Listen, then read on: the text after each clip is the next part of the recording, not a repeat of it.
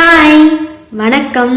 இன்னைக்கு நேரமே எந்திரிச்சு சூப்பரா ட்ரெஸ் பண்ணிட்டு எங்க கிளம்பிட்டு இருக்கோம்னு பாத்தீங்கன்னா, இன்னைக்கு ஒரு ஃபங்க்ஷன் தான் போறோம். வாங்க எங்க போனோன்னு பார்க்கலாம். இன்னைக்கு காலையில நேரமா எந்திரிச்சு, எஸ்பெஷலி சாரி கட்டுறதுக்காகவே சீக்கிரமா எந்திரிச்சு சூப்பரா கிளம்பிட்டு நாங்க இன்னைக்கு ஒரு காதுகுத்து ஃபங்க்ஷனுக்கு தான் கிளம்பிட்டு இருக்கோம். காதுகுத்து ஃபங்க்ஷன் எங்கன்னு பாத்தீங்கன்னா ஒட்டஞ்சத்திரம் அந்த பிளேஸ்ல தான் வந்துட்டு ஃபங்க்ஷன் சொல்லியிருந்தாங்க. நாங்க கோயம்புத்தூர்ல இருந்து கிளம்பி ஒரு 10 o'clock கிளம்பி எப்படி போனோம்னா, நம்ம பொள்ளாச்சி வழியா தான் போகணும். அதை தாண்டி அப்படியே பழனி இருக்கும் இல்லையா, பழனி தாண்டி கொஞ்ச தூரம் போனோம்னா அந்த பிளேஸ் போயிடலாம். ஒரு 2 hours அப்படியே கிட்ட ஆகும். காதுகுத்து ஃபங்க்ஷன்கிறனால லஞ்சுக்கு தான் இன்வைட் பண்ணியிருந்தாங்க. ஸோ நாங்கள் ஒரு 10 o'clock கிளம்பி ஒரு 2 hours அங்கே போய் ரீச் ஆயிட்டோம்.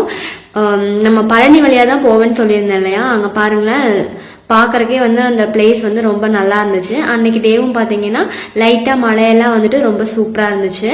ஸோ நாங்கள் அன்னைக்கு போயிருந்த டே பார்த்தீங்கன்னா அன்னைக்கு அந்த ஊரோட கோயில் திருவிழாவும் இருந்துச்சு. அது கூட தான் அவங்க அந்த ஃபங்க்ஷனே வச்சிருந்தாங்க. ஸோ போனதுமே ஃபர்ஸ்ட் ஒரு கோயில்ல போயிட்டு அங்க பூஜை பண்ணிட்டு இருந்தாங்க. நாங்களும் போய் சாமியெல்லாம் ஃபர்ஸ்ட் கும்பிட்டுட்டோம். தேவும் சாமியெல்லாம் கும்பிட வச்சுட்டு அதுக்கப்புறமா தான் நாங்க ஃபங்க்ஷன் நடக்கிற கோயிலுக்கு போனோம். இந்த கோயில்ல பாத்தீங்கன்னா திருவிழாங்கிறதுனால வெளியே ஒரே பரபரப்பா இருந்துச்சு. இந்த கெடா வெட்டுறது, இந்த கோழி எல்லாம் வெட்டுறது, அந்த மாதிரி நிறைய பண்ணிட்டு இருந்தாங்க எல்லாரும். அப்புறமா பொங்கல் வச்சிட்டு இருந்தாங்க, அந்த முளைப்பாறைக்கெல்லாம் ரெடி பண்ணிட்டு இருந்தாங்க. சூப்பரா இருந்துச்சு பாக்குறதுக்கு. அதுக்கப்புறமா அந்த கோயில்ல சாமி எல்லாம் கும்பிட்டதுக்கு அப்புறமா நாங்க இங்க ஃபங்க்ஷன் நடக்கிற கோயிலுக்கு வந்துட்டோம். இங்கதான் பாத்தீங்கன்னா காது குத்தி இருந்தாங்க.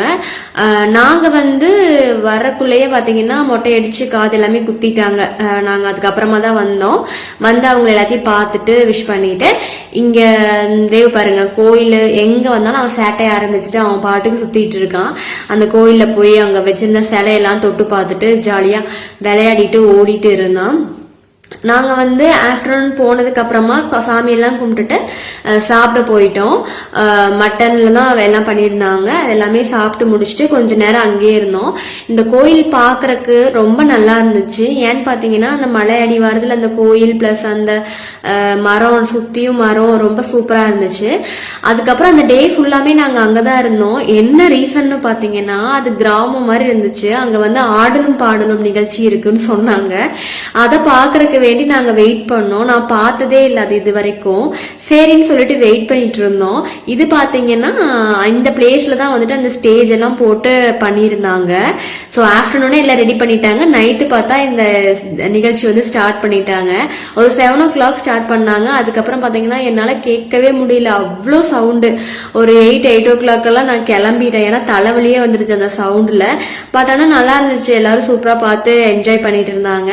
நாங்க கொஞ்ச நேரம் இது வரைக்கும் பார்க்காதனால கொஞ்ச நேரம் உட்காந்து பார்த்துட்டு அப்புறம் நம்ம கிளம்பி வீட்டுக்கு வரைக்கும் லேட் ஆயிரும் இல்லையா, அதனால ஒரு 8:30 கிளம்பிட்டோம். ஆன் தி வேல வீட்டுக்கு வரப்ப அங்க பாருங்க பழனி மலை எப்படி அழகா தெரியுதுன்னு. ஸோ வழியிலேயே பழனி முருகனையும் பார்த்துட்டு அப்படியே வீட்டுக்கு சேஃபா சேர்ந்தாச்சு. பாய். இன்னொரு